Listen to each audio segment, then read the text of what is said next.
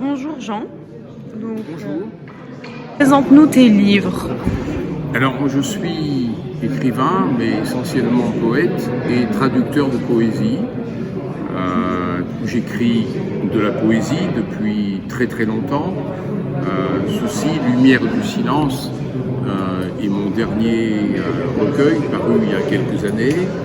Et je traduis également de la poésie, essentiellement de la poésie roumaine, parfois de la poésie anglaise, mais plus souvent du roumain, parce que l'anglais, il y a 150 000 personnes qui peuvent le faire en France.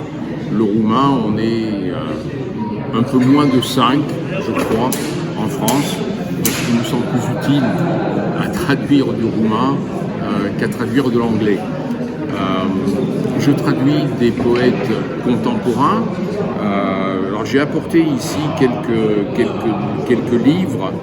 Ils sont tous publiés chez le même éditeur, Jacques André éditeur, dans 3 collections différentes. La collection Poésie 21, Vassil et Georgi Duncu, Maman Univers, qui est un jeune poète, il a une quarantaine d'années. Dans une autre collection qui se caractérise par le fait que c'est une association entre l'auteur et un plasticien, Le don des larmes de Cassian Maria Spiridon, illustré par Elena Colu. Il y a ici quelques œuvres par ailleurs. Et depuis longtemps, je m'attache à faire reconnaître Lucian Blaga, qui est le plus grand poète roumain du XXe siècle. J'avais publié en 1995, pour le 100e anniversaire de sa naissance, une anthologie Blaga qui a eu un grand succès, et depuis 4 ans, nous avons commencé à publier l'œuvre poétique complète de Blaga.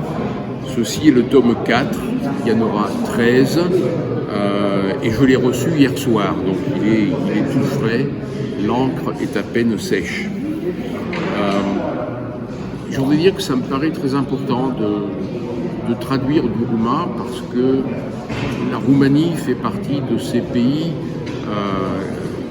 qui souffrent de ce que j'appelle la malédiction de Babel.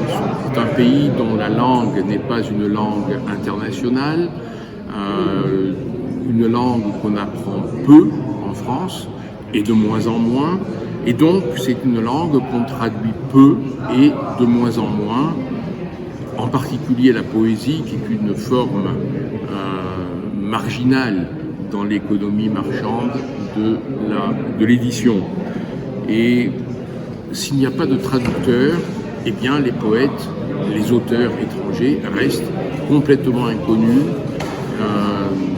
Et moi je trouve que c'est dramatique, parce qu'il y a dans des pays étrangers, y compris des pays de langue non internationale, il y a de très grands auteurs, voire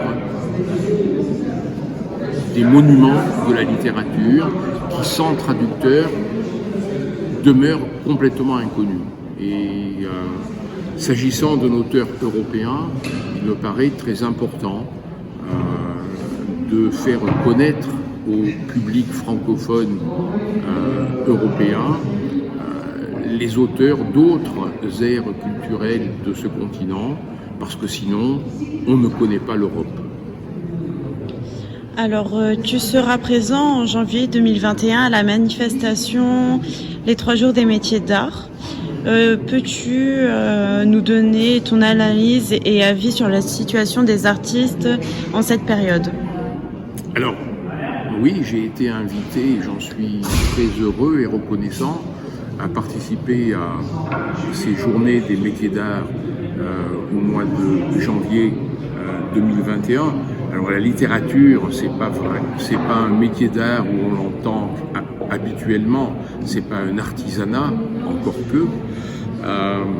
Mais je pense que précisément dans les circonstances actuelles où la culture est en train d'être assassinée, il est important que toutes les formes artistiques puissent dire et montrer qu'elles existent, qu'elles résistent, parce qu'elles sont fondamentales pour,